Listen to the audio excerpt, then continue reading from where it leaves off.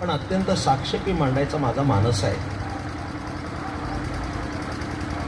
माझी अशी भावना आहे की माझ्या समोर बसलेला जो कान आहे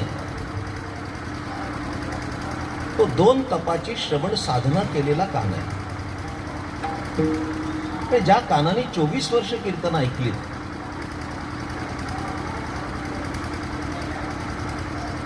आणि म्हणून मी प्रसन्न आहे. कारण का, श्रोत्याचा कान चांगला असेल तर वक्ता दान चांगलं टाकतो. तो कान प्रगल्भ असला पाहिजे. अहो अर्जुनाची पांती जे परसण्या योग्य होती, ज्ञानेश्वर महाराज म्हणतात, अर्जुनाच्या योग्यतेचे श्रोते असतील तर आधीच विवेकाची गोठीवरी प्रतिपादी श्रीकृष्ण जगजेठी आणि भक्तराज किरीटी परिसत असे, असं ज्ञानोबराय बोलतात. आपण सर्वेंद्रियाचं कान करून ऐका.